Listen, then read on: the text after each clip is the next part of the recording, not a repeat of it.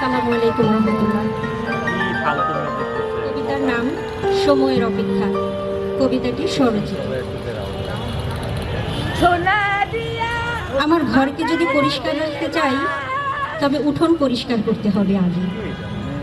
আর উঠোন পরিষ্কার করতে হলে ডানে বামের ঝোপঝাড়ের দিকে নজর দিতে হবে, নইলে রাসেল ভাইপার কালকে উঠে আর নেড়ি কুত্তার দল আমার বাঁশঝাড়, আমার কুয়ো, আমার বাড়ির আঙিনা দখল করবে। ভেবো না আমি মানচিত্রের কথা বলছি, পতাকার কথাও বলছি না।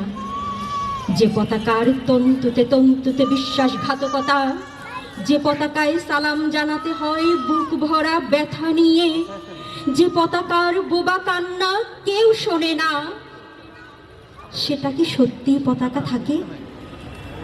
আচ্ছা, এখন নাকি দেশপ্রেমের ব্যবসা বেশ লাভজনক। কেউ বলে দেশপ্রেম নাকি বিনা পুঁজির ব্যবসা। কেউ কেউ তো বলে ধান রোবে না, ডাল দেবে না, গরুর আথাল খালি থাক, 5 মাস দৌড়ালেই নাকি 15 বছর বসে খাওয়া যাবে। যারা মরা আর মারার তফাৎ বোঝে না, আমি ভীষণ ঘৃণা করি তাদের। এরা গলিত লাশের চেনিক পৃষ্ঠ, শকুনেরও অরুচি এরা। তাই তো শরীর থেকে জন্ম নেয়া কিরার খাদ্যই ওদের নিয়তি। শকুনও চায় খাঁটি দেশপ্রেমিকের মাংস, ঠিক হাদির মতো দেশপ্রেমিক।